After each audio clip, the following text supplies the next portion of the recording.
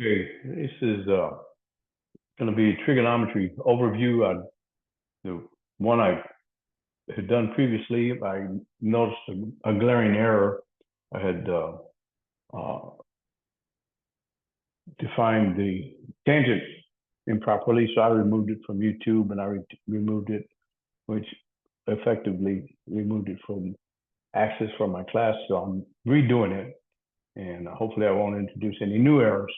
We're going to talk about this is just general trigonometry. I've got the first page in a LaTeX notes. Wanted to produce the whole thing in LaTeX, but it's difficult doing these graphics in LaTeX. At least it is for me. If anybody knows how to do these triangles in LaTeX, welcome to give me a hint in the comments. The rules of trigonometry apply to right triangles, and we see the right triangle is indicated here by this little square in the corner. And the right triangle is the one that contains 90 degrees, indicated by the small square. Figure 1 illustrates the labeling conventions used in this discussion. We have the hypotenuse, which is the longest side. It's always opposite the 90-degree angle. The adjacent side is adjacent to the angle theta. And then we have the opposite side. It's opposite the angle theta. Now, the following are the definitions of the sine, cosine, tangent of a general angle theta in a right triangle. So the sine of theta is equal to the opposite over the hypotenuse, opposite over the hypotenuse. The cosine is the adjacent over the hypotenuse, and the tangent is the opposite over the adjacent. Now, some people use SOHCAHTOA. They use the mnemonic SOHCAHTOA to remember this, since it indicates the clockwise order of the parameters. So you have SOH, sine is opposite over hypotenuse. CAH, cosine, is adjacent over the hypotenuse, and tangent is the opposite over adjacent. And they come up with a little mnemonic called SOHCAHTOA. Now, when I was in high school, the way I remembered it is the A and the C are on one end of the alphabet, and the O and the S are on the other end of the alphabet. And I just knew that they grouped together. That was just my method of remembering as I was growing up, and it's stuck with me ever since. Okay, now if the opposite and adjacent sides are known, we can use the Pythagorean theorem, which is r squared is equal to x squared plus y squared, where r is the hypotenuse, to determine the length of the hypotenuse and the inverse tangent to determine the size of the angle theta as follows. The hypotenuse is equal to the square root of the adjacent side squared plus the opposite side squared. And theta is equal to the inverse tangent of the opposite over adjacent. Now, some calculators are going to use arctangent, which is, so it's the same thing. Tangent inverse and arctangent are the same thing, just by different names. So the arctangent of the opposite over the adjacent. Now, if the hypotenuse and the angle theta are known, we can calculate the length of the adjacent and opposite sides as follows. The adjacent is equal to the hypotenuse times the cosine of theta. And the opposite is equal to the hypotenuse times the sine of theta. Okay, and that ends my LaTeX. Now it's just my own hand scribbling on my iPad. I tried to use my iPad in this presentation, but it wouldn't let me connect. I think I need an update on my iPad. And we're going to look at different forms, different easy triangles to work with. And in Physics 1305, we're going to be using these triangles, the 30, 60, 90, the 45, 45, 90, and the 3, 4, 5 triangle. So those are the triangles that we're going to be using. We're going to start with the equilateral, with the 30, 60, 90. And if we take an equilateral triangle of 2 units each on each side, you can see 2, 2, 2. If you have a an equilateral triangle, we know that it's equilateral also means equiangular. So there's 180 degrees. The sum of the angles of any triangle is summed to 180 degrees. So if we have three equal angles in an equilateral, equiangular triangle, we know that they're each 60 degrees. Well, if we bisect the equilateral triangle, we know that we've just cut this angle in half. This is a 30-degree angle here, and we know that if this length is 2 and we bisect it, now we have 1, and so we've reduced it over here. So this is a 30, 60, 90. The hypotenuse is 2. The base is 1, and the other side is square root of 3. How do we know that? Well, the hypotenuse squared is equal to the adjacent squared plus the opposite squared. So 2 squared equals 1 squared plus the opposite squared. So 4 equals 1 plus the opposite side squared. Well, using algebra, we've learned that the opposite side squared is equal to 3. Just subtract the 1 from the 4, and I just flip the equation. So if you take the square root of 3, that's equal to the opposite side. So the opposite is equal to the square root of 3, which is equal to 1.732, what you'll get on your calculator. Now, if we use these definitions, let's look at the sine of 60. The sine of 60 is the opposite over the hypotenuse, which is the square root of 3 over 2. The cosine is the adjacent over the hypotenuse, which is 1/2. And the tangent is the opposite over the adjacent, which is square root of 3 over 1. I seem to have something there on the next to the 3, but I'll erase that. Now, the sine of an angle is equal to the cosine of its complement. What's the complement of 60? It's 30. So the sine of 60 equals the cosine of 30. They're both equal to 0.866, or square root of 3 over 2.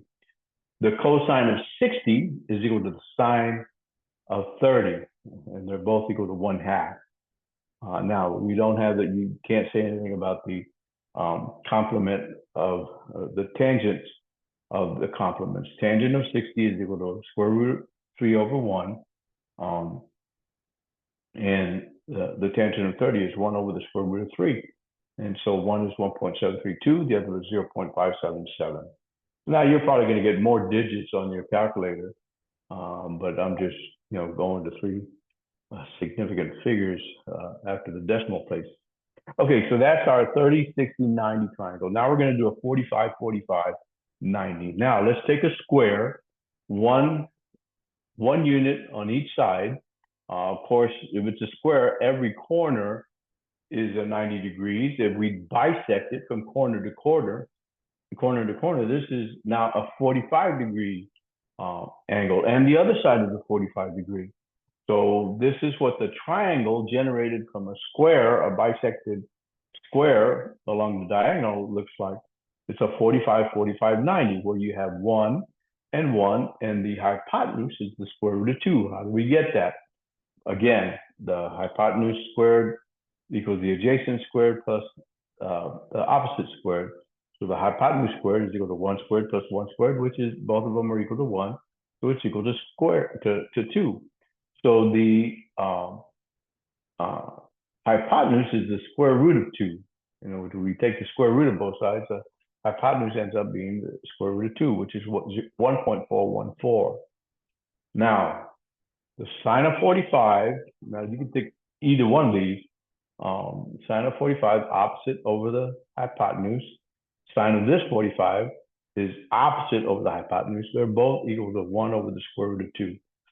So the sine of 45 is equal to the cosine of its complement. The complement is 45 degrees.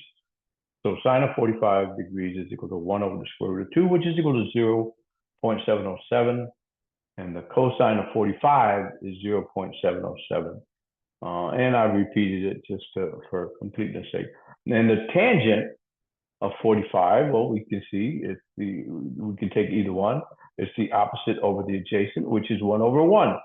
So the tangent of 45 degrees is 1. Okay, and so we've covered the 30, 60, 90, the 45, 45, 90, and now we're going to do the 3, 4, 5. It just so happens if you have 3 on one side, 4 on another side, the hypotenuse is going to be 5. How do we know that? Well, the hypotenuse squared is equal to 3 squared, the opposite squared, plus the adjacent squared. So it's 3 squared is 9, 4 squared is 16. The sum of those two is equal to 25. So the hypotenuse is equal to the square root of 25, which is 5. Now this would work if it were 30, 40, and this would end up 50. If it's 300, this would be 400, and this would be 500. So it scales. It scales. Okay. Now, the sine of theta is equal to 3/5, which is equal to 0.6. And so the cosine of phi is the complementary angle. The cosine of phi is equal to 0.6. The cosine of theta is equal to 4/5, which is equal to 0.8. And the sine of phi is equal to 4/5, which is 0.8. And the tangent, the tangent, they just stand on their own. Tangent of theta is 3/4, which is 0.75.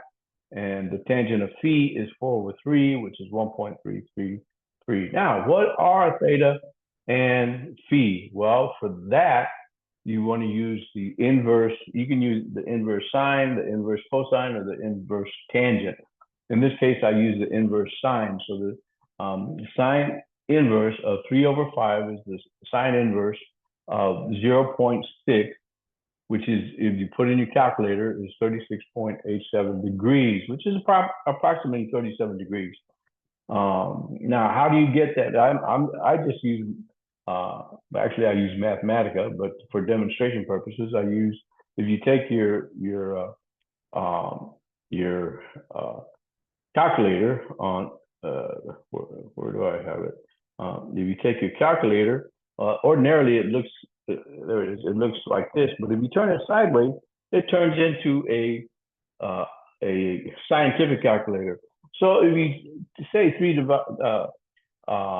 divided by 5, you get 0.6, but it says, oh, wait a minute, all I see is sine, cosine, and tangent. Well, if you hit this second button, see that? And on this image, the second is gray. So if you hit the second and sine, you get the sine inverse. And so if you do second sine inverse, you'll get the 36.869, which is what I wrote here, 36.87, which is approximately 37 degrees. Now, if you take the cosine, inverse cosine of 3/5, you're going to get 53 degrees. So one side is 37, the other side is 53. And you don't need all the decimal places. If I ask this on a quiz or a test, you're going to get these numbers. And most likely, if I give these triangles on a test, it's either going to be the 30, 60, 90, the 45, 45, 90, or the 3, 4, 5. You're not going to end up with some 23.54 degrees if you for a problem. It's going to be one of these, because I'd rather you understand the concepts behind the physics and the math than doing it correctly on your calculator.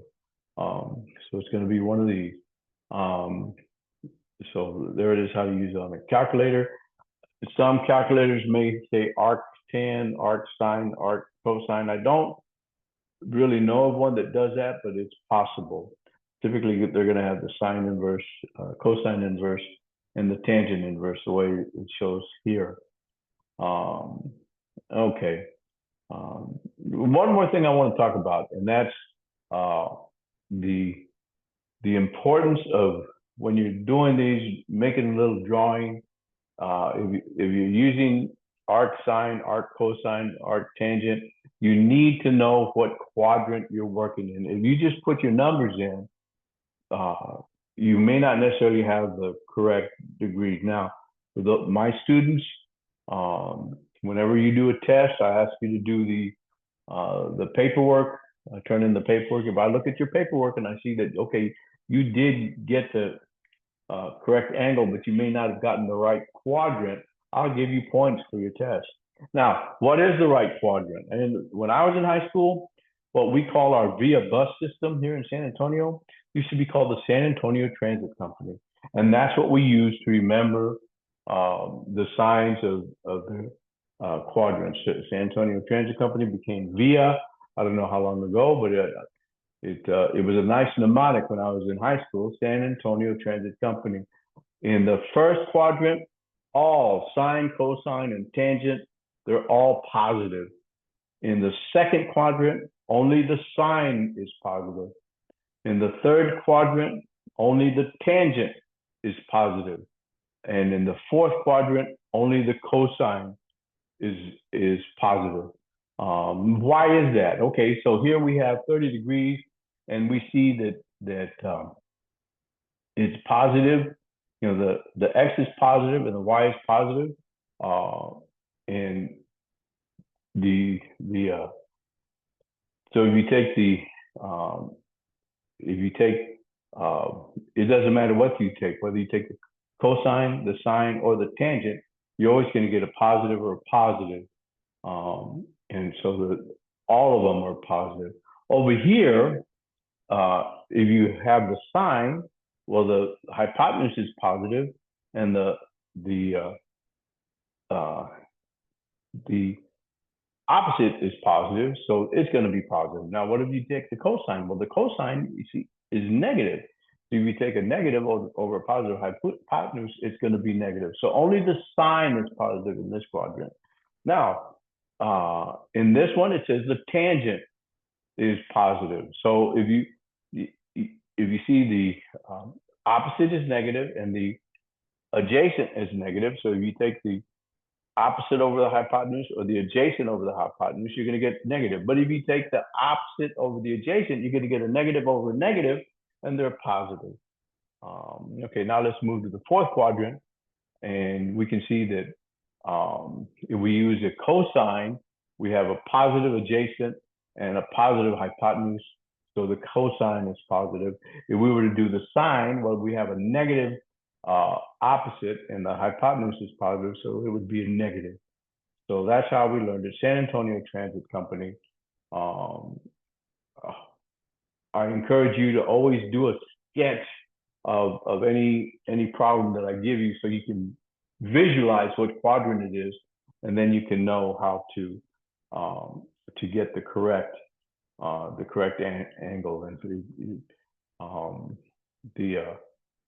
like this is a 30. I drew these as all 30 degrees. So 30, 180 minus 30 is 150. 180 plus 30 is 210, and 360 minus 30 is 330. And you can see how the angles go about and go around. Okay, that's it for a little trigonometry review. I know some of my students were struggling. They had very little exposure to trigonometry, or it's just been a long time since they had it. So here's a little overview of trigonometry. And with that, we'll end this mini lecture.